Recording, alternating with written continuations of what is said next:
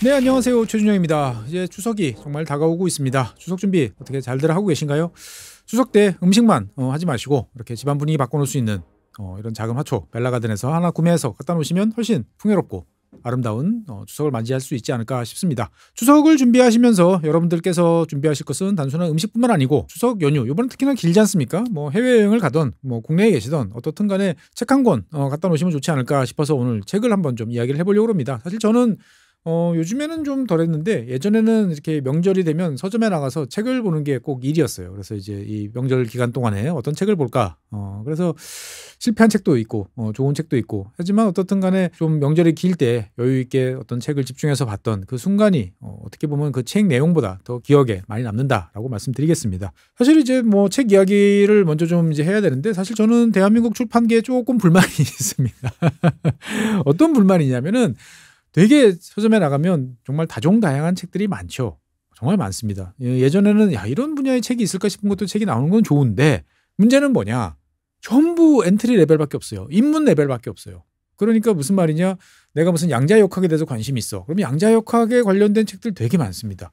그다음에 내가 어떤 뭐 사회현상, 역사에 관해서 내가 좀 보겠어. 그러면은 그 역사에 관한 책도 있어요. 있는데 문제는 뭐냐면은 자 이제 내가 기본적인 건 알았어. 그 다음 단계로 좀 나가고 싶어라고 했을 때 그 다음 계단을 올라줄 책들이 참 없다라는 게 저의 참 큰 불만이었습니다. 그러다 보니까 어떻게 보면 대한민국은 뭔가 아는 것 같은데 구체적으로 이야기해 보세요라든지 내 생각을 정리해서 뭔가 더 확고하게 이야기를 하기가 상당히 어려운 이제 그런 토양이 아닌가라는 생각이 좀 듭니다. 물론 뭐 이해는 합니다. 이게 이제 어려워지면 당장 이제 시장이 확 좁아들고 하는 문제는 있습니다만 그동안에 이제 많은 사람들이 노력해 주시고 그다음에 뭐 지구본 연구소를 비롯한 유튜브 채널을 통해서 전 사회적인 지식 레벨이 저는 올라갔다 생각을 하거든요. 그러면 그 다음 단계로 올라갈 수 있을 뭔가 그러니까 그걸 뭐 그 고급이라고 말하면 좀 애매하고 어떻든 간에 이제 스텝을 다음 단계로 올라갈 수 있을 만한 계단 역할을 해주는 책들이 좀 있어줬으면 좋겠다라는 생각이 좀 드는 거죠. 그래서 특히나 이제 뭐 경제 분야도 그렇고 그다음에 투자 분야도 그렇고 좀 너무 개론서만 많다라는 게 이제 저의 이제 불만이었습니다. 그런 저의 불만을 깨끗이 녹여주는 책이 있어가지고 오늘 자랑스럽게 여러분들 앞에 들고 나옵니다. 오늘 말씀드릴 책은 이제 머니, 인류의 역사입니다. 그러니까 어떻게 보면 많은 분들께서 또 비슷한 뻔한 책 아니야라고 생각하실지 모르겠습니다만 그럴 거면 제가 안 들고 나옵니다. 이 책은 정말 제가 오래간만에 그런 기분 느꼈어요. 막, 재밌다. 정말. 그리고 끝나가면 아쉽네라는 그런 생각이 드는 이제 그러한 책인 거죠. 그러니까 이제 이 책의 가치가 뭐냐라고 저한테 물어보시면 여러분들이 한 줄로 알고 있는 한 줄 이상 말씀하기 어려운 내용을 몇 페이지에 걸쳐서 설명해 줌으로써 여러분들의 이해 수준을 높일 수 있다라는 그러한 이제 생각이 좀 듭니다. 가령 이를테면은 이제 독일의 하이퍼 인플레이션, 돈값이 종이값보다 더 쌌어. 그래서 뭐 수레로 싣고 다녔다면서 거기까지죠. 그게 왜 발생했어요? 그러다가 왜 꺼졌어요? 왜 없어졌을까요? 이런 질문에 대해서 이야기하실 수 있나요? 사실 없는 경우들이 대부분입니다. 어떻게 보면은 이제 우리가 그런 이야기 얼마든지 할 수 있죠. 뭐 투기의 역사. 그러면 이제 제일 유명한 거는 이제 튤립 이야기 있고 그다음에 이제 뭐 튤립과 더불어서 이제 프랑스에 이제 존 로라는 사람이 있었죠. 그래서 이제 뭐 대혁명 그 이전에 이제 프랑스 경제를 이제 뭐 흔든 뭐 그런 사람이 있었다라는 건 있어요. 사기꾼 이렇게 보는데 과연 그 사람이 사기꾼일까? 라는 질문에 대해서 읽어보신 적이 있나요? 뭔가 그래 좀 궁금했어라고 하는 그런 생각이 드실 것 같아요. 이 책은 그래 궁금했어 라는 질문에 대해서 답을 드리는 그러한 책이다라고 이제 말씀드릴 수 있겠습니다. 이 책은 어떻게 보면은 교양 있는 수다를 떨 수 있는 능력을 갖춰주는 책이다라고 저는 말씀드리겠습니다. 이 저자 자체가 좀 그런 분이에요. 저자는 이제 데이비드 맥 윌리엄스라는 분인데 이분은 이제 경력이 정말 다양하고 화려합니다. 그러니까 뭐냐면은 보통 이제 이런 금융과 관련돼서 제일 최고의 경력은 어딜까요? 뭐 좀 재미는 없어도 중앙은행이죠. 한 나라의 어떤 통화와 관련돼 있는 큰 그림을 그릴 수 있는 곳이 중앙은행이죠. 그래서 이분은 중앙은행에서도 경력이 있고 투자은행에서도 경험이 있습니다. 그러니까 어떻게 보면 돈과 관련돼서는 여러 분야를 다 해봤다라고 이제 볼 수도 있겠고 그런데 이 책이 재밌는 가장 큰 이유는 뭐냐?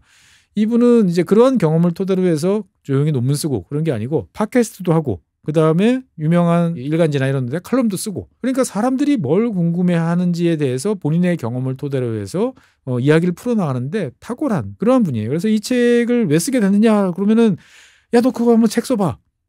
그렇게 우리 식탁에서만 떠들지 말고 그런 이제 배경이 있어서 책을 쓰게 됐다라는 이야기처럼 정말로 읽다 보면 그래 내가 궁금한 거를 이렇게 막 긁어주는 그런 느낌이 되게 많이 있다라고 볼 수가 있겠습니다. 그러니까 사람들이 뭘 궁금해하고 뭘 재밌어하는지를 잘 알고 있기 때문에 절대 실패하지 않을 책이다라고 이제 말씀드리겠습니다.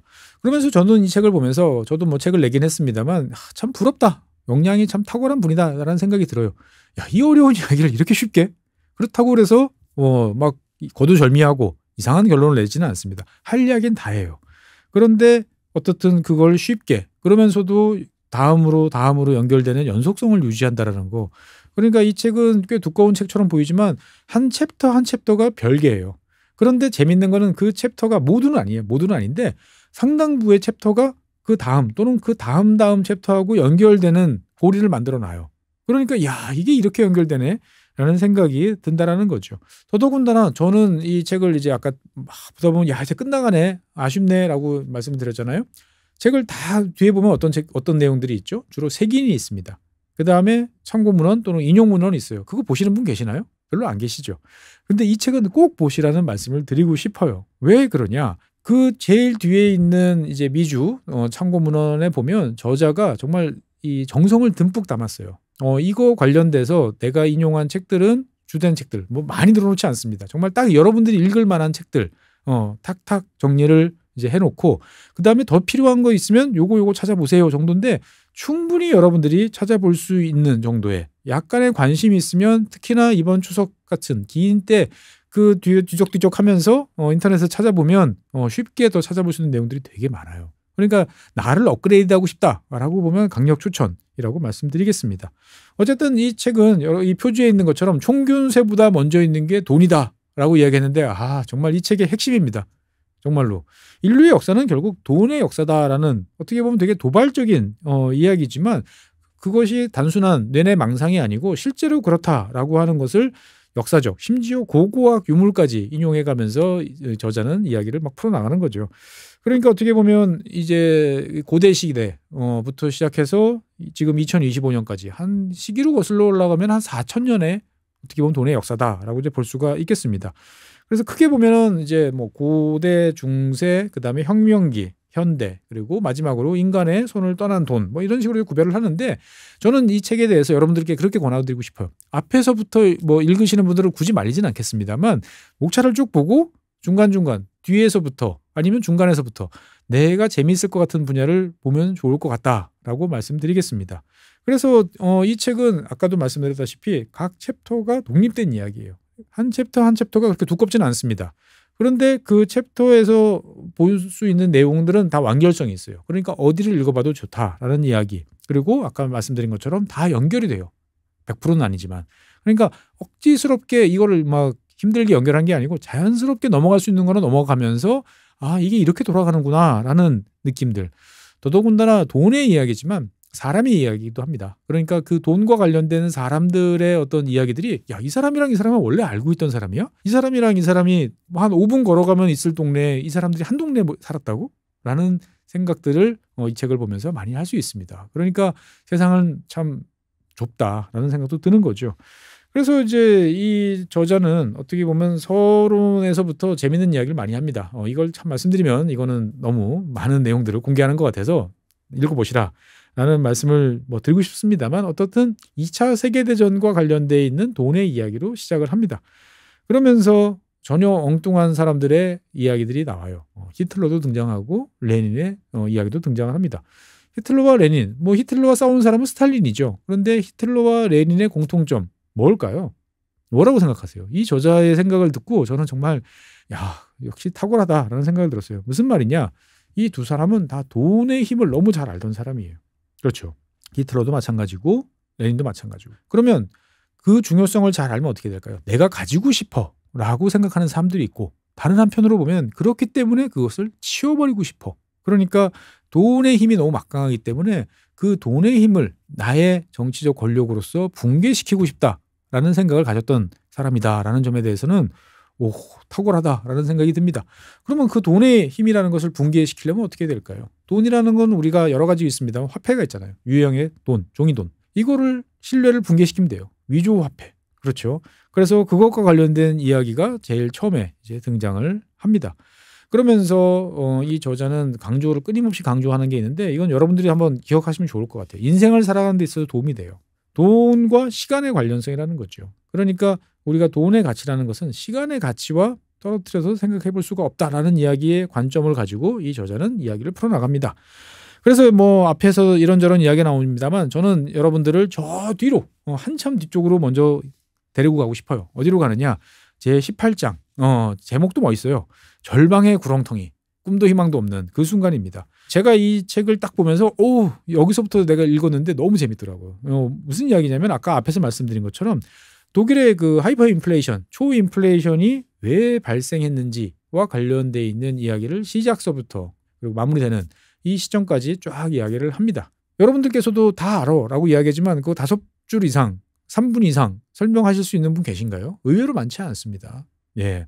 그리고 잘못 알고 계신 분들도 정말 많아요. 그러니까 보통 이야기를 하죠. 당시 독일의 바이에른 공화국이 이제 무분별하게 통화를 발행을 하면서 하이퍼 인플레이션이 발생했다라고 이야기를 합니다. 그렇죠. 맞아요. 그런데 가만 생각해 보세요. 그 당시 1900 이제 1차 세계가 끝나고 이 하이퍼 인플레이션이 발생하던 1920년대 생각해 보면 독일은 어떤 나라였죠?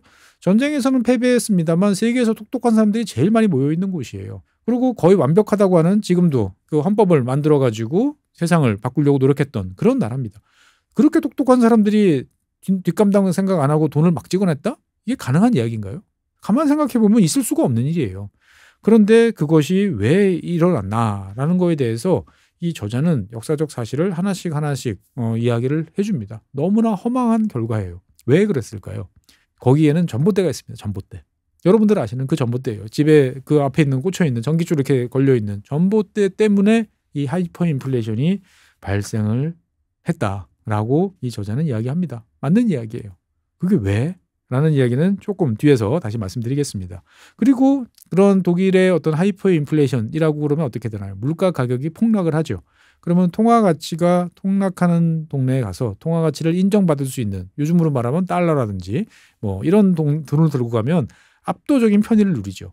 그러면 그런 편의를 누릴 수 있는 그 관점을 당시에 기자가 가서 설명을 하면서 통화 가치의 붕괴와 관련된 기사를 씁니다. 누가 썼을까요? 여러분들 잘 아시는 해밍웨이가 그러한 이제 글을 썼습니다. 그러니까 하이퍼 인플레이션이라는 그런 어떻게 보면 경제학적으로 나오는 딱딱한 이야기에 갑자기 소설가가 등장을 하고 그 소설가의 필체로서 또 그걸 묘사한 기사를 보다 보면 참 세상의 일이 이렇게 연결되는구나라고 생각이 듭니다. 그러면 도대체 아까 전봇대 이야기는 도대체 왜 나왔느냐라는 이야기 한번 이야기를 해보죠. 이 저자에 따르면 이야기를 합니다. 1차 세계대전 이후에 다시는 이런 일이 벌어지지 않도록 하기 위해서 말 그대로 독일을 레몬처럼 쥐어짜겠다라는 것이 프랑스와 뭐 영국, 특히나 이제 프랑스의 이제 생각이었던 거죠. 그러다 보니까 이제 그러한 배상을 이제 해줘야 되는 미션을 이제 그 부여를 하게 되고 독일은 말 그대로 쥐어짜게 됩니다. 독일 입장에서 봤을 때는 배상금을 내야 되는데 배상금을 낼 수 있는 것은 뭘까요? 일단 기본적으로 금입니다. 하지만 금 이외에도 이 프랑스가 요구한 것은 뭐냐? 폐허가 된 나라를 지금 빨리 복구를 해야 돼요. 복구를 하려고 그러면 뭐가 필요하죠? 여러 가지 물자들, 자재들이 필요합니다. 1차 세계대전에서는 전쟁터가 벨기에와 프랑스였어요. 독일에는 포탄 한 발 떨어진 적이 없어요. 독일의 산업 생산 역량은 그대로 다 존속이 되고 있었어요. 그래서 프랑스가 요구한 건 뭐냐? 물건으로, 현물로 갚으라고 하는 것들이 상당히 많았습니다. 저도 이 책을 보면서 새삼 알았어요. 그러니까 그 현물로 가져오는 것들, 독일이 자기 돈 들여서 생산해서 이거를 프랑스에 이제 갖다 바쳐야 되는데 그 중에 하나가 뭐냐면은 전봇대였어요. 그런데 독일 상황에서는 이 전봇대를 생산을 해서 갖다 줄 지금 그럴 상황까지는 안 되는 그런 상황들이 계속 있단 말이죠. 경제적으로 혼란하고. 그러다 보니까 어떤 일이 생겼죠? 기존에 독일에 있던 전봇대를 독일 노동자들이 파서 전기를 끊고 이것을 프랑스에다가 갖다 바쳐야 되는 이제 그러한 상황이 계속적으로 생겼다라는 거죠, 보면은. 그러니까 우리 입장에서 봤을 때는 이게 참 여러 가지로 상상할 수 없던 일이 벌어졌구나라는 거죠. 그럼에도 불구하고 어떻게 보면은 프랑스 입장에서 봤을 때는 성이 안 차는 거죠. 독일이 자기들이 요구했던 것만큼 못 갖다 줍니다. 그래서 역사적으로 보면은 이 프랑스가 라인강 너머에 있는 독일 영토를 점령하는 일이 벌어집니다. 산업의 중심지를 점령하는 일이 벌어져요. 그러면은 어떻게 해야 되나요? 이것을 자기들을 이제 외국군이 들어와 가지고 일방적으로 점령했는데 싸울 힘은 없어. 어떻게 해야 될까? 여러 가지로 이제 고민이 많이 드는 거죠. 그러니까 이제 독일 입장에서 봤을 때는 어떻든 간에 프랑스의 압박에 대해서 그래 니들이 원하는 거 해줄게라고 그러면 공장을 돌려야 됩니다. 그다음에 그 공장에 있는 사람들 임금도 지불을 해야 되는 거예요. 그런데 원래대로 원칙대로 하려고 그러면은 뭐 여기에 맞는 경제 정책을 잘 유지를 해야 되는데 이거를 잘 유지하기가 너무 힘들 뿐만 아니고 국민들 입장에서 봤을 때도 프랑스만 좋은 일을 시켜주기 싫다라는 생각을 당연히 할 수밖에 없는 거죠. 그래서 이 독일 같은 경우에는 그래 너 한번 당해봐라 라는 생각으로 어떻게 보면 약간 자해공갈적인 시스템 상황 속에서 돈을 마구마구 찍어내기 시작을 한 거죠. 그러니까 노동자들한테는 임금 주고 그다음에 그거 생산해서 뭐 프랑스로 가서 뭐를 이제 줘야 된다라고 하면 그럼 기다리세요. 우리 돈 찍어서 지금 해드릴게요 라는 식으로 갔다라는 거죠. 그러니까 프랑스도 만족시키고 그다음에 독일 내부의 국민들의 불만도 만족시키면서 하이퍼 인플레이션을 일부러 유발을 했다라는 게 이 책에서 나오는 이야기입니다. 그럼 그 결과는 어땠을까요? 물론 결과는 파멸적이었죠. 누가 파멸당했느냐? 모든 독일이 파멸당하지는 않았다라는 게 이 저자의 이야기입니다. 당연하겠죠.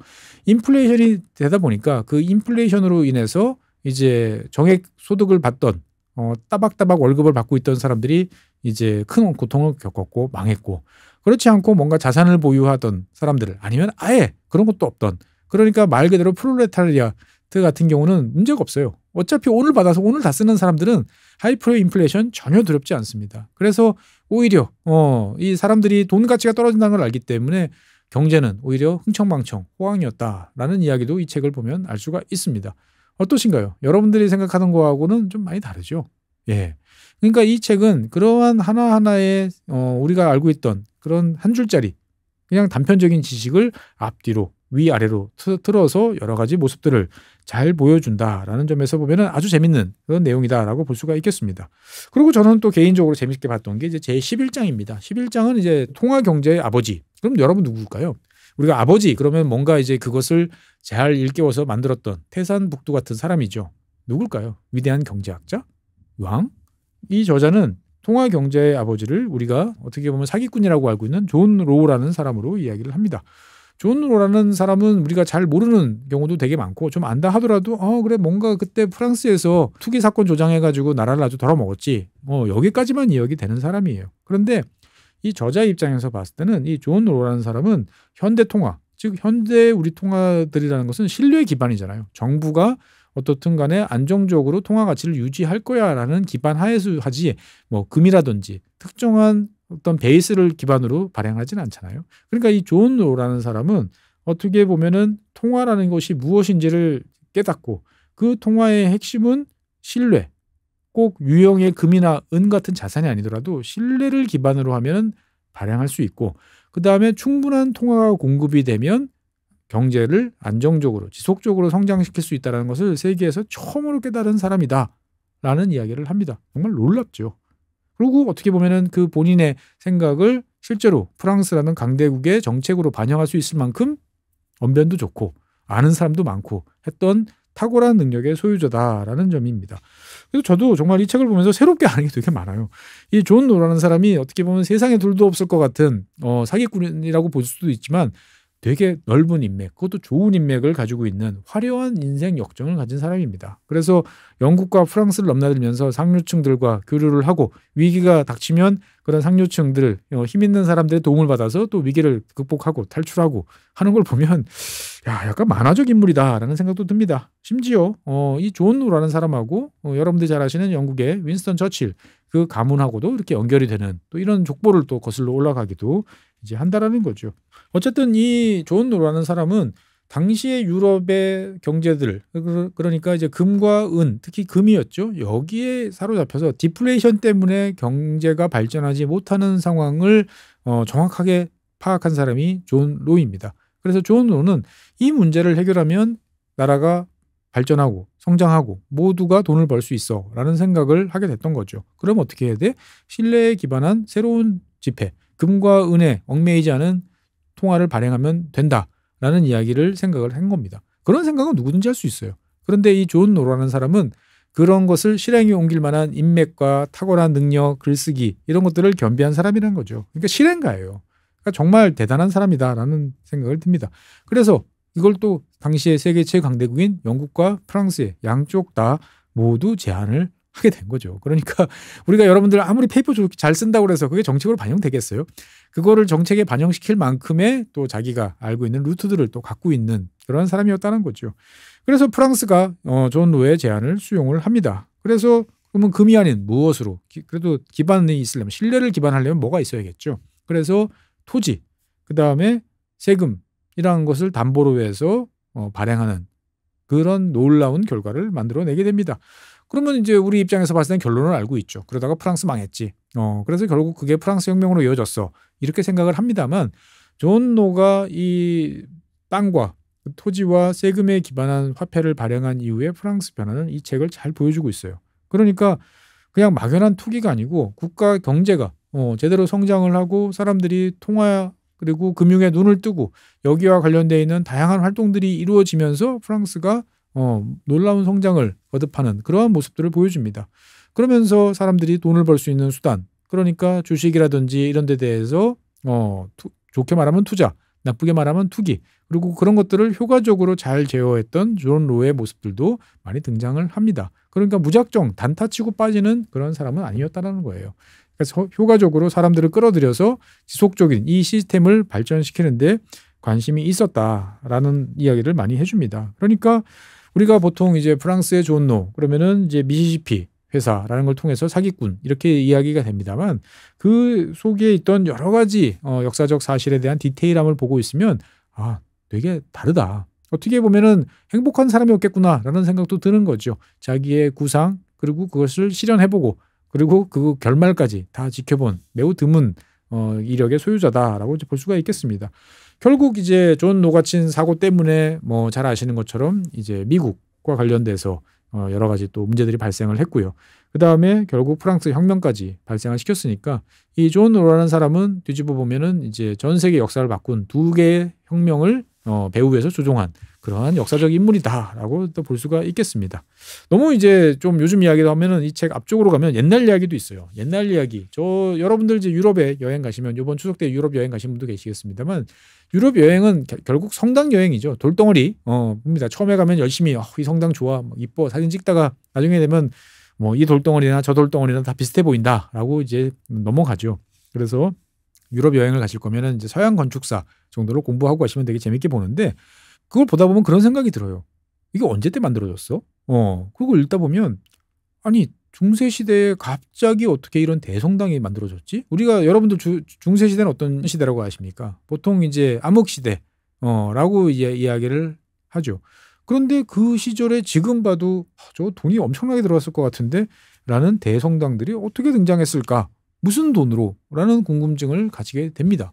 그렇죠. 우리가 갖고 있는 중세의 이미지하고는 잘 안 맞는단 말이죠. 그래서 이 저자는 중세라는 이 상황, 우리가 막연하게 어두운 시기라는 것들을 그렇지 않다. 돈의 관점에서 왜 그런 어둠의 시대라고 됐는지, 그리고 어떻게 빠져나왔는지를 이제 설명을 해 주는 거죠.